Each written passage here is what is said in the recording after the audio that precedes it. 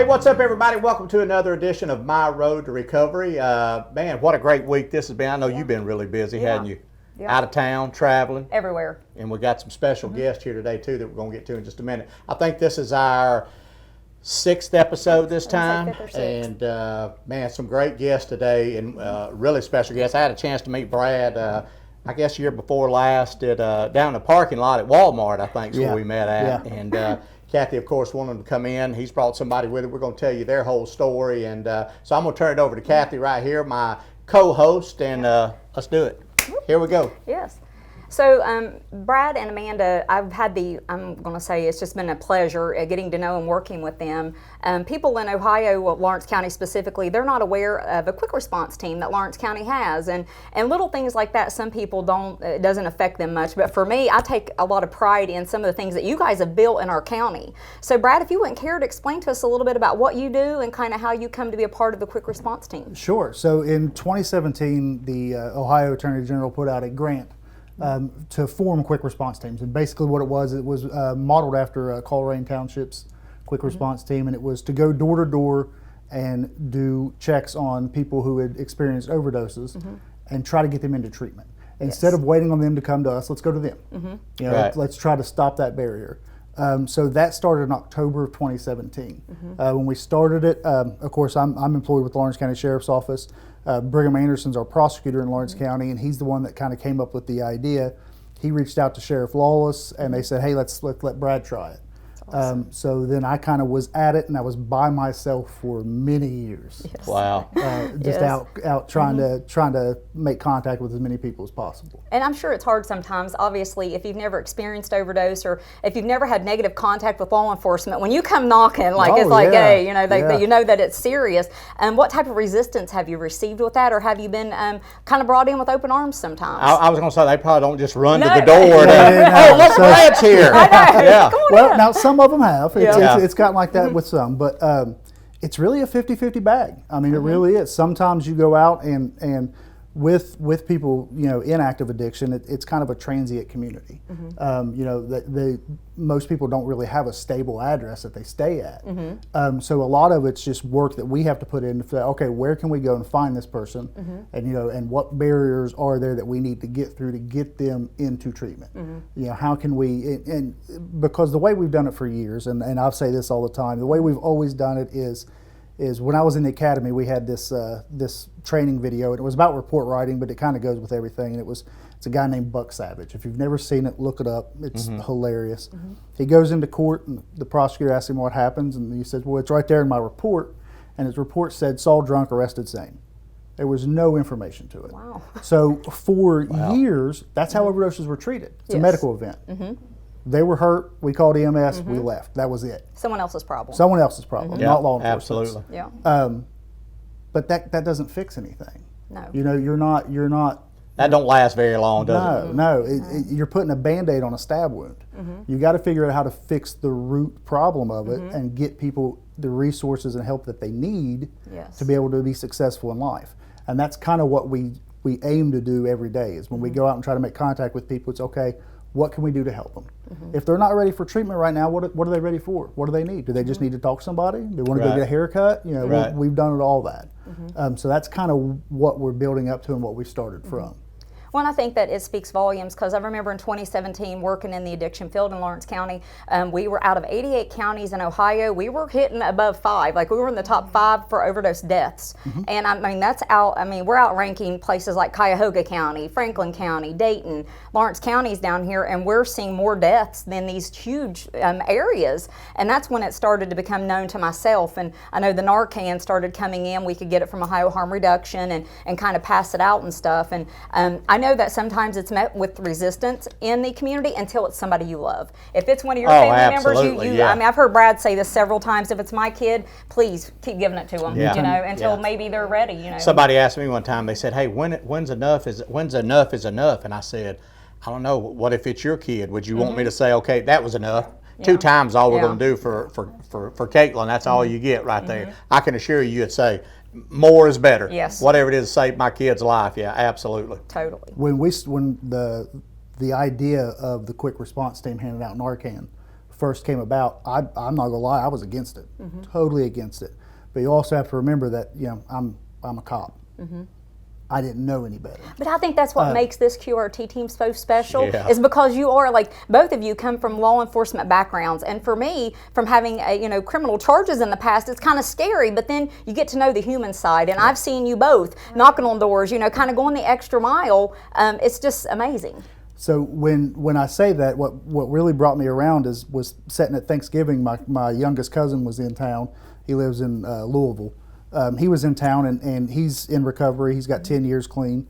And we were just sitting around talking, and we were talking about it, and he just looked at me and he said, "Man, you are messing up," for lack of a better word. Probably didn't say that. No, that's not exactly how he said it. I'm reading between the He lines said there, you are taking a good opportunity to help people and kind of kicking it down the road. And then so I started thinking about it. I was like, man, I went to our prosecutor and our sheriff and kind of floated the idea to them, and they both had the same response. If it saves lives, don't ask, just do it. If it saves a life, don't ask, just do it. That's what we're here Amazing. That is amazing. So a lot of people don't have that attitude. for. I Yeah, can tell you. yeah.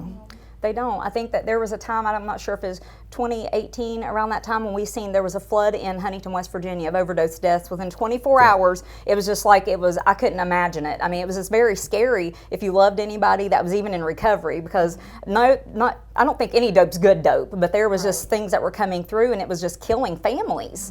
It was very startling. I think that it's just been amazing to see some of the things that Lawrence County has done in respect to kind of being a little bit of forward thinking, and it's been amazing to see how that is kind of transpiring into the community. How have you been, has anything changed in regards to being accepted in the communities, or anyone else that's kind of turned the page a little bit? So we've had a lot of that. We've went from where going door to door handing out Narcan, you get cussed out constantly.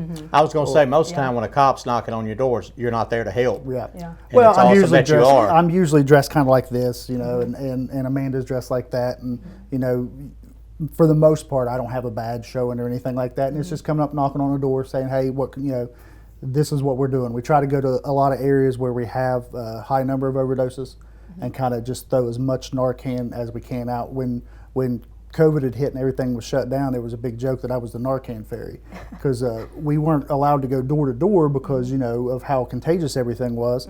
But I would still show up with a bag with 2 things of Narcan in it, and I'd step out of my car and just chuck it on the front porch, beep the horn, and drive off. Oh, wow. And I would do that all over the county, just anywhere that we had. So when you knock on a door like that, Brad, and Kathy touched on it a second ago, what is usually the response when you give them your spiel, you tell them what you're doing?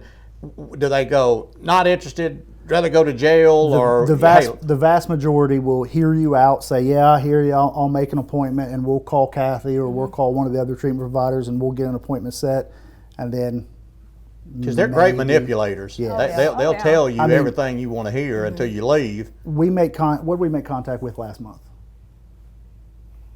Was it 30 some percent?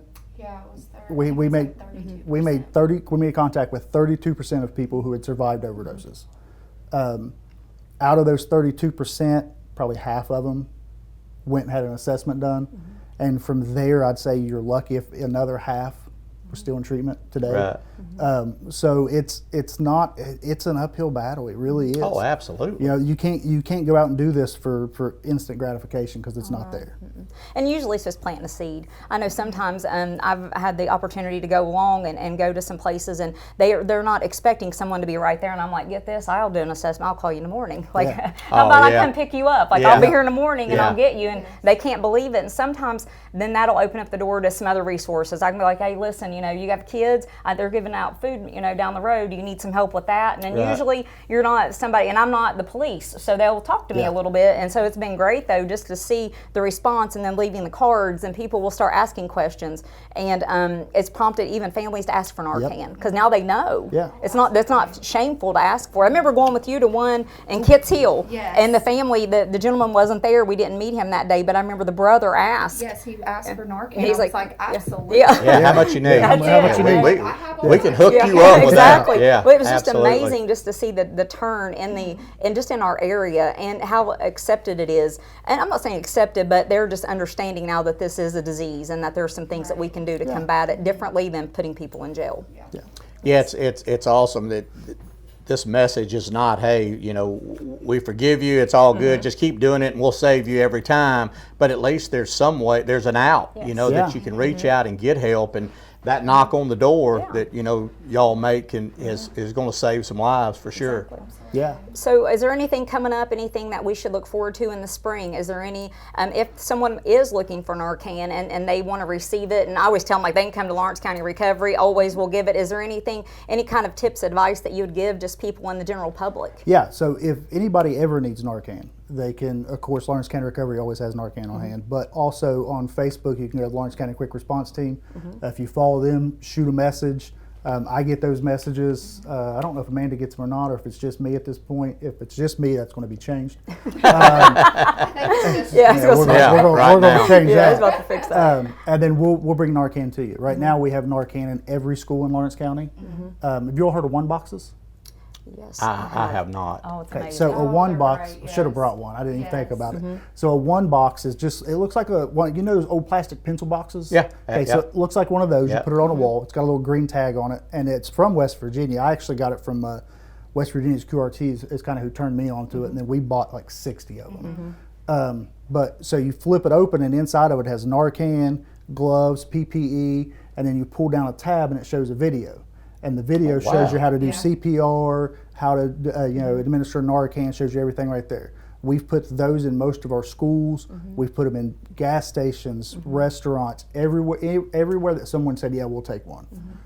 We've put them in there. That's one of those things where you think you'll never need it until you need it. Until you need it. Until you need it, for sure. I always tell people, like, I think that Narcan should be just in your first aid kit, Oh, it absolutely just like an should be. EpiPen. I mean, you never know, especially at ball fields and things. You have different people coming and going. Football games, it doesn't pick and choose where it's going to happen at. Yes. So if you have it available, because if they're dead, you can't save them. Well, and that's what I tell, and I know this probably isn't a popular take on it, but I say it all the time. I've got 4 kids at home. So if there's 2 things with that. If statistics stay true, one of my kids is going to be addicted to something, because 1 in 4 people suffer from addiction. Right. So why wouldn't I want to educate everyone possible on how to use this and what it's for, and the ability to use it. And the other thing is that with 4 kids, there's no way I'm going to know all their friends, and there's no way I'm going to know all their parents. Oh, I agree with you. And they're going to be put in situations where they need to have this knowledge.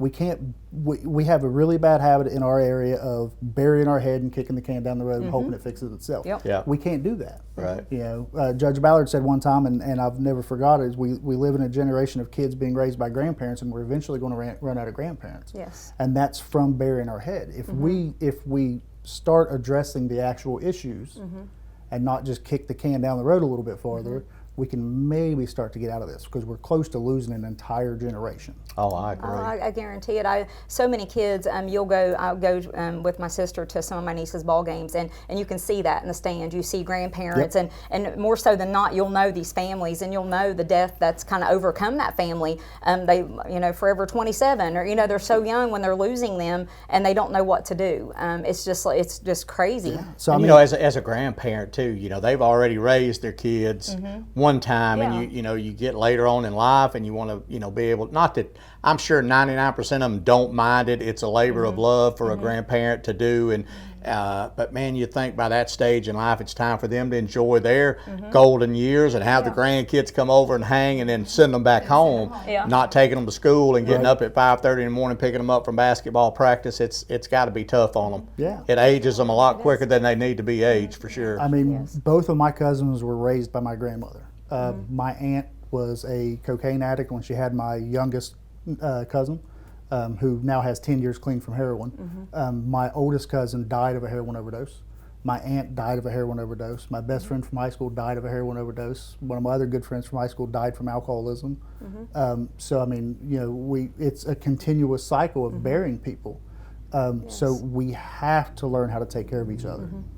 I think it's amazing, and I love to see. Had the opportunity to go a couple places with both of you guys, and kind of just the difference that the perception now is a little bit different, and I think that you can see the tides changing. And I just want to tell you that I appreciate the work that you're doing. Absolutely. I wish that 15 years ago that there were some people out there doing it and kind of laying the pavement, for kind of where we are today, because I feel like things would be a little different for us. And I know that every day your jobs are not fun; they could never be. But just know that it's much appreciated, and we're seeing the difference on this end, like from a a perspective of being a provider, it's amazing because they'll call, hey, somebody from the quick response team came by, and they're not, you guys ain't hairy, scary people anymore. With the prosecutor's office, like you're a person that really wants to see them live and have a good life. Yeah. You'd hope that in closing, man, every county in America would have the balls and the gumption to do what y'all do, and from Judge Ballard on down the line to wherever it goes to. But unfortunately, it's a hard nut to crack. Yes. But you got to start somewhere, and you can't base it on that. And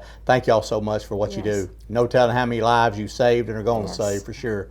Yes, thank you guys. All right, we're going to get out of here. Hey, if you don't get help at Lawrence County Recovery, we don't care where you get help. Just get help, reach out. There's people like these fine people like here that'll take care of you. So thank y'all so much for coming in, guys. We appreciate it very much. Thank you for having See you later. us.